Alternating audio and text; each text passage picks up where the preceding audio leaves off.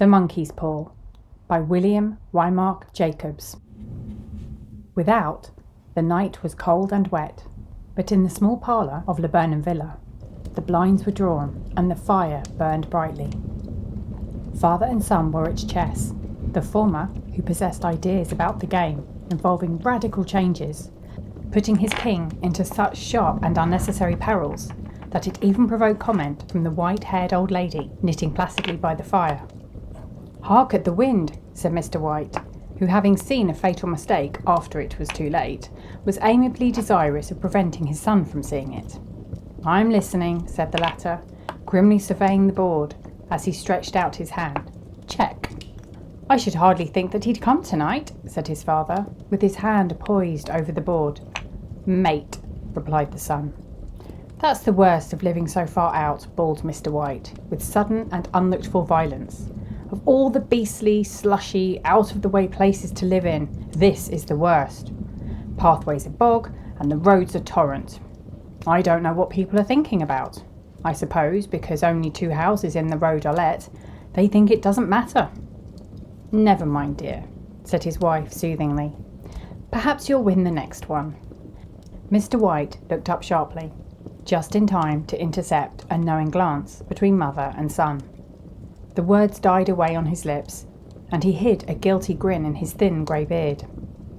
"There he is," said Herbert White, as the gate banged too loudly and heavy footsteps came toward the door. The old man rose with hospitable haste, and opening the door, was heard condoling with the new arrival. The new arrival also condoled with himself, so that Mrs. White said, "Tut tut," and coughed gently as her husband entered the room, followed by a tall, burly man, beady of eye and rubicund of visage. "Sergeant Major Morris," he said, introducing him. The Sergeant Major shook hands, and, taking the proffered seat by the fire, watched contentedly while his host got out whisky and tumblers and stood a small copper kettle on the fire.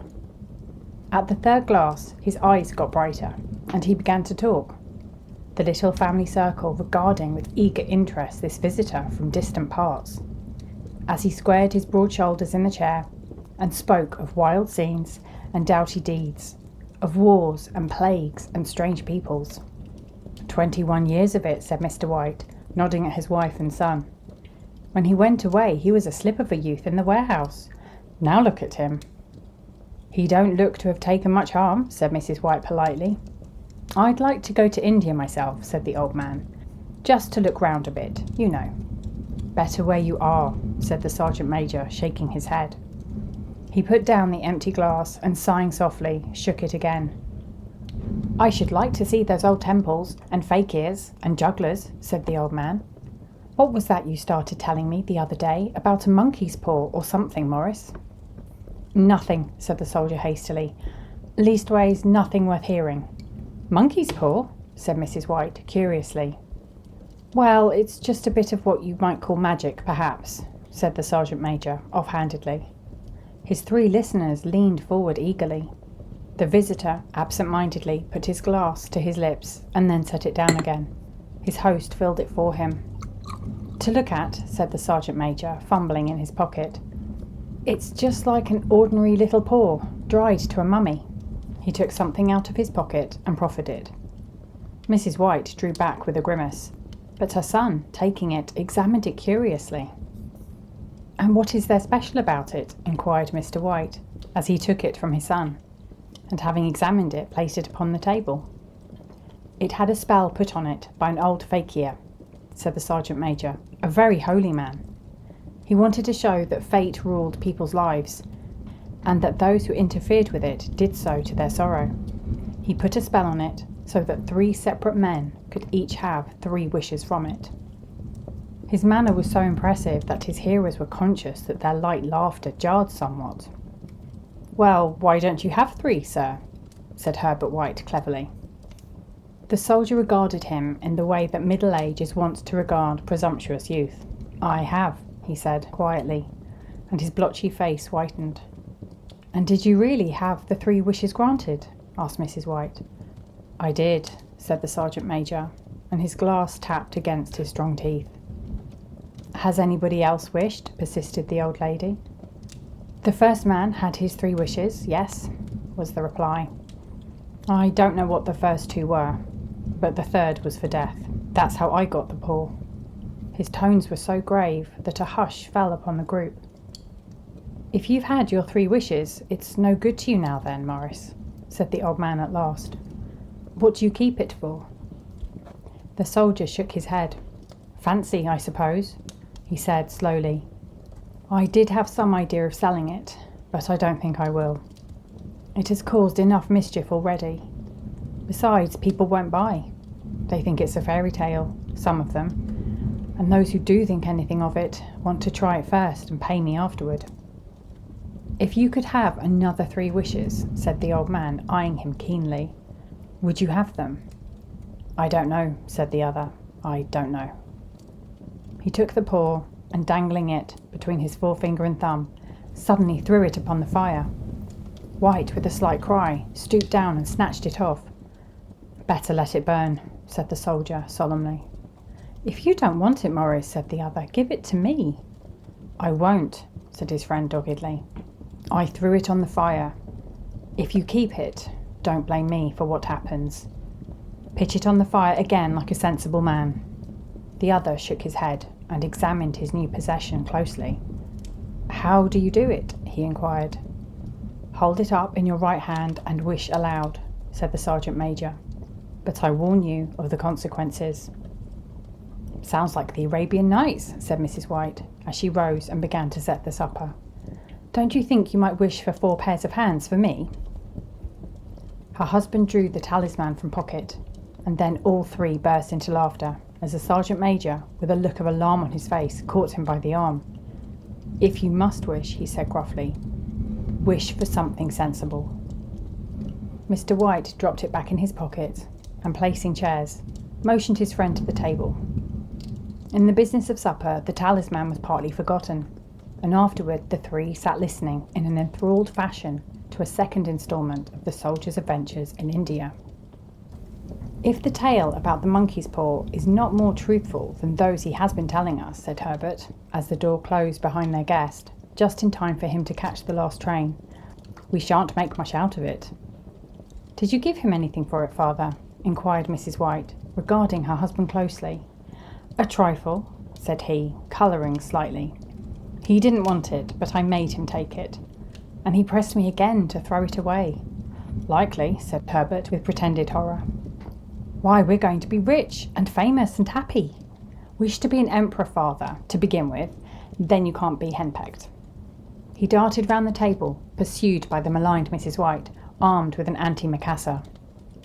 Mr. White took the paw from his pocket and eyed it dubiously.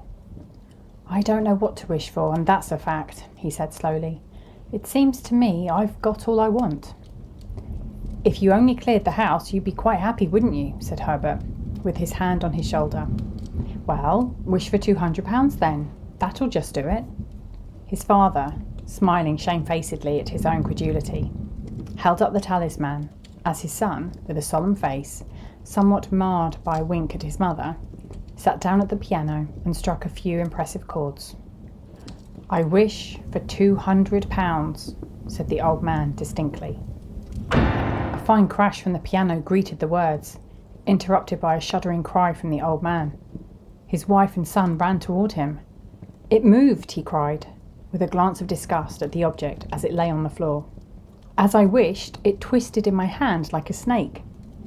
Well, I don't see the money, said his son, as he picked it up and placed it on the table, and I bet I never shall.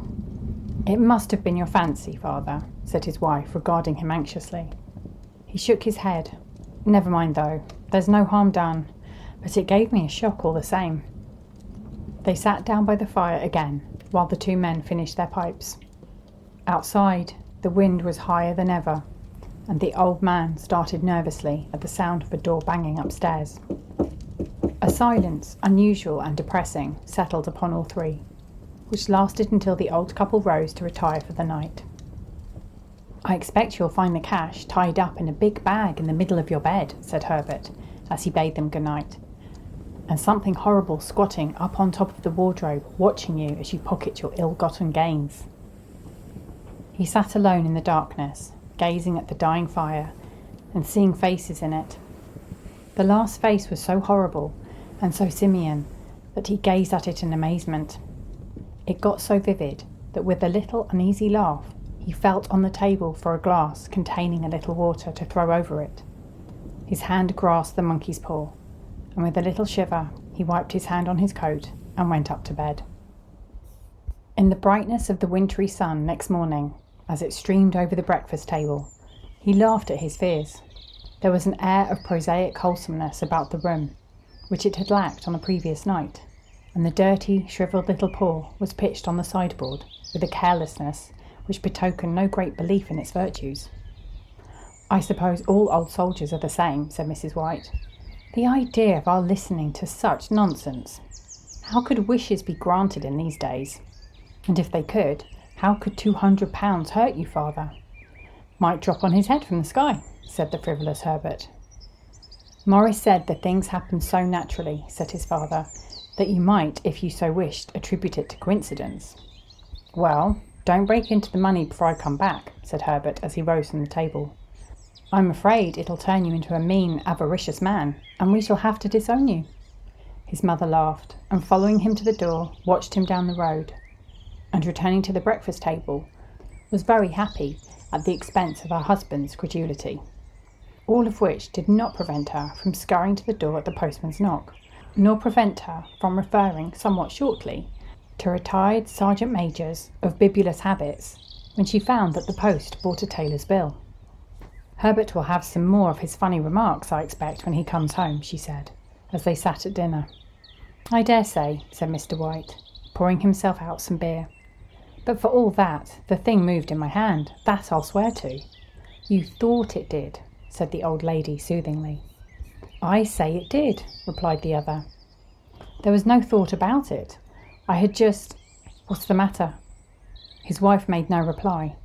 She was watching the mysterious movements of a man outside, who, peering in an undecided fashion at the house, appeared to be trying to make up his mind to enter.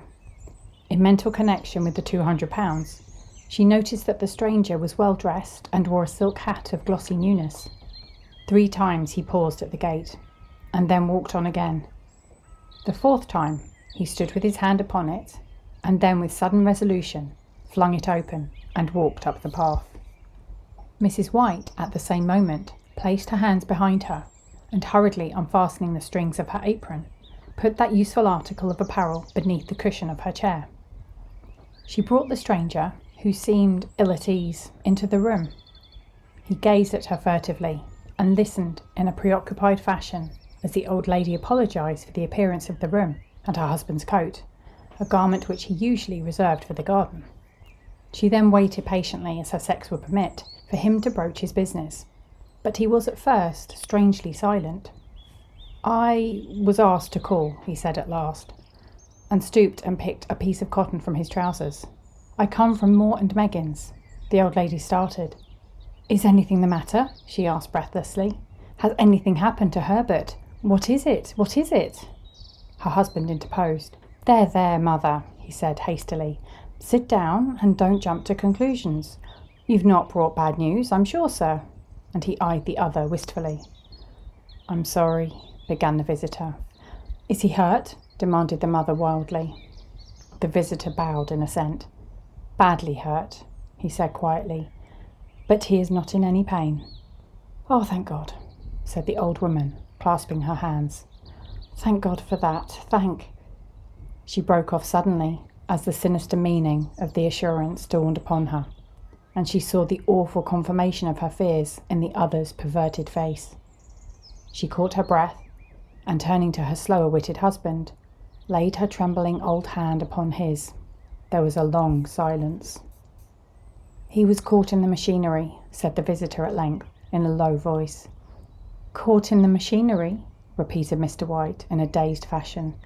"Yes."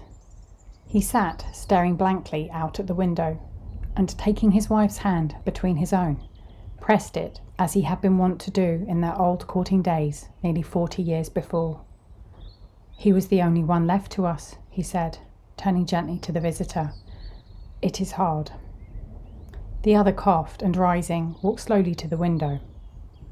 "The firm wished me to convey their sincere sympathy with you in your great loss," he said, without looking round. "I beg that you will understand I am only their servant and merely obeying orders." There was no reply. The old woman's face was white, her eyes staring, and her breath inaudible. On the husband's face was a look such as his friend the sergeant might have carried into his first action. "I was to say that Moore and Meggins disclaim all responsibility," continued the other. "They admit no liability at all, but, in consideration of your son's services, they wish to present you with a certain sum as compensation." Mr. White dropped his wife's hand, and rising to his feet, gazed with a look of horror at his visitor. His dry lips shaped the words. "How much?" £200 was the answer. Unconscious of his wife's shriek, the old man smiled faintly, put out his hands like a sightless man, and dropped, a senseless heap, to the floor. In the huge new cemetery, some 2 miles distant, the old people buried their dead, and came back to a house steeped in shadow and silence.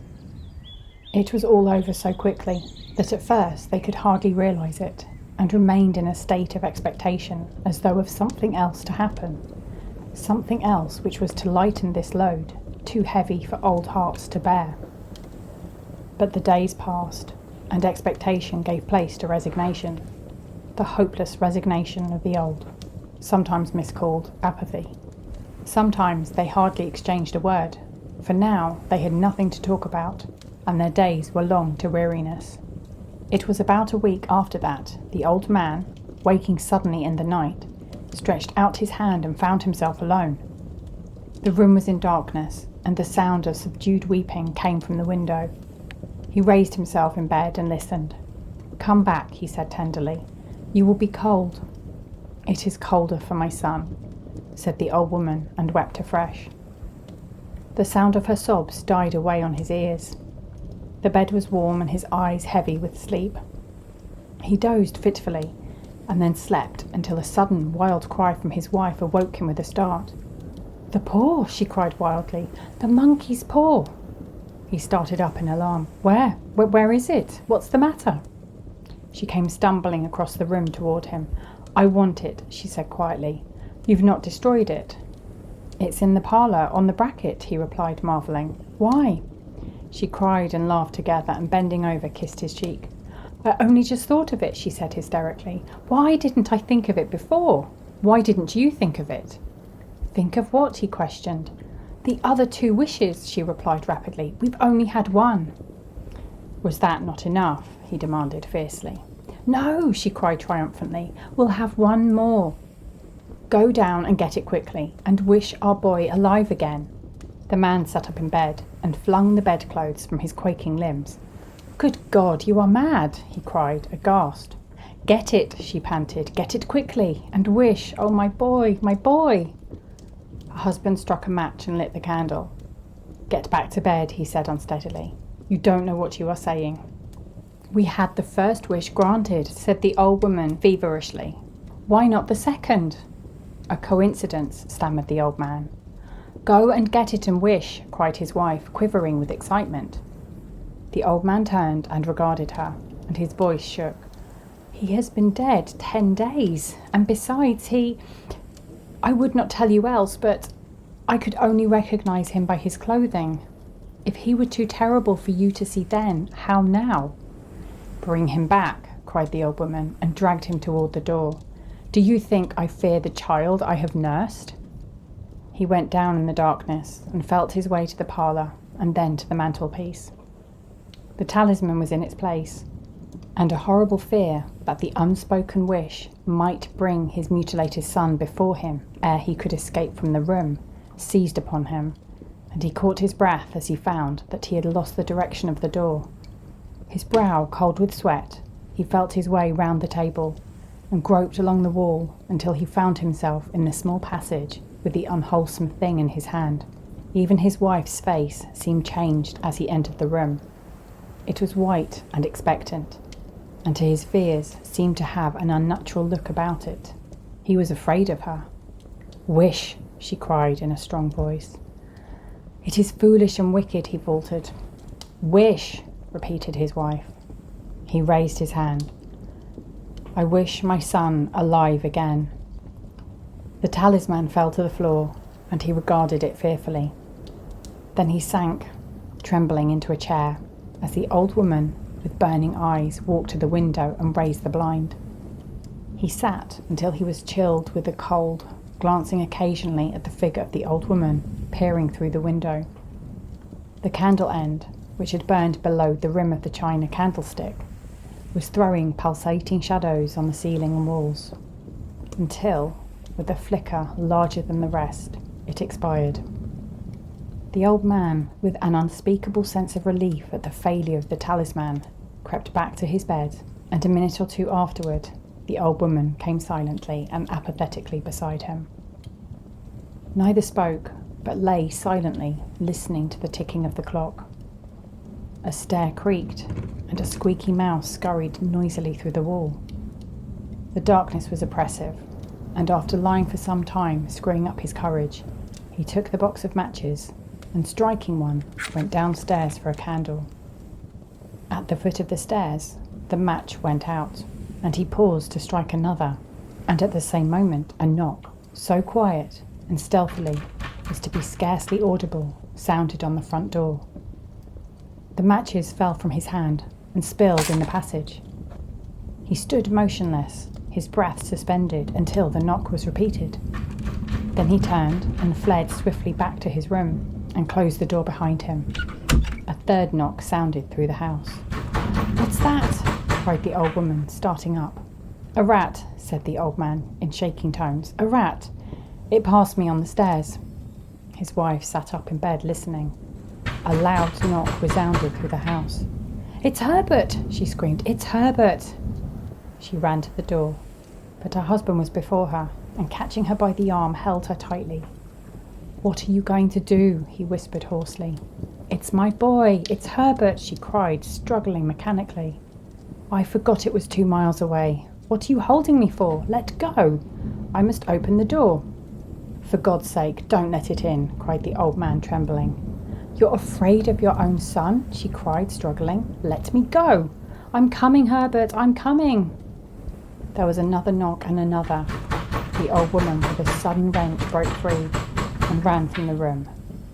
Her husband followed to the landing and called after her, appealing as she hurried downstairs. He heard the chain rattle back and the bottom bolt drawn slowly and stiffly from the socket. Then the old woman's voice, strained and panting. "The bolt," she cried loudly. "Come down, I can't reach it."